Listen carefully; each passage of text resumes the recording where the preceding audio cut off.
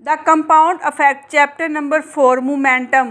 Create a routine for momentum. Momentum के power को action करने के लिए एक बेहतरीन रूटीन बनाएं। वीडियो में मज़ीद आगे बढ़ने से पहले अगर आप मेरे चैनल पर नए हैं तो प्लीज़ मेरे चैनल को लाइक और सब्सक्राइब कर दें।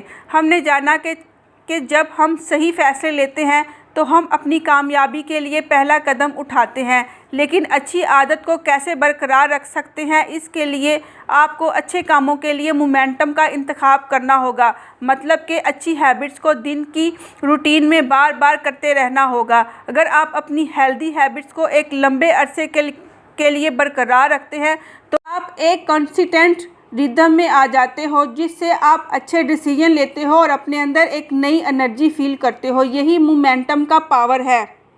मोमेंटम ही कामयाबी के लिए पावरफुल ड्राइविंग फोर्स है। स्विमर मिचेल फिलिप्स को ही देखें तो उनके कोच ने 12 साल में सिर्फ एक दफ़ा जल्दी फ्री किया था, वो भी सिर्फ 15 मिनट पहले, इसलिए कि मिचेल अपने स्कूल डांस में हिस्सा लेना चाहते थे। इतनी रेगुलर और हर रोज़ की प्रैक्टिस ने मोमेंटम में उन्हें ओलंपिक्स में उन्हें बहुत सारे मेडल जितवाए।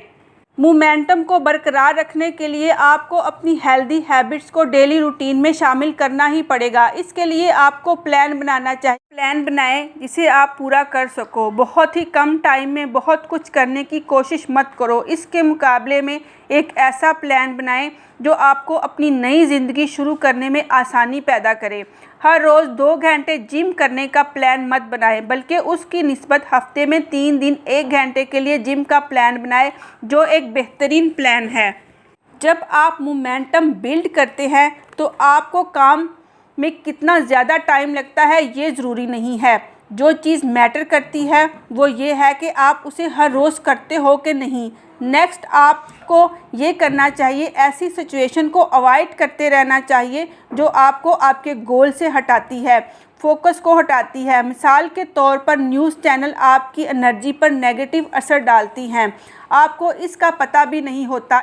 इसलिए न्यूज़ चैनल को देखने की बजाय कोई इंस्पिरेशनल वीडियो देखना चाहिए। अपनी फैमिली को टाइम देना चाहिए और साथ ही आपको अपने इर्द गिर्द का माहौल इन्वायरमेंट सही रखना चाहिए। मतलब कि हमें ये देखना चाहिए कि हमारे आसपास कोई सपोर्टिव इंसान ही रहे, नाराज़ होकर बातें करने वालों से दूर रहना चाहिए।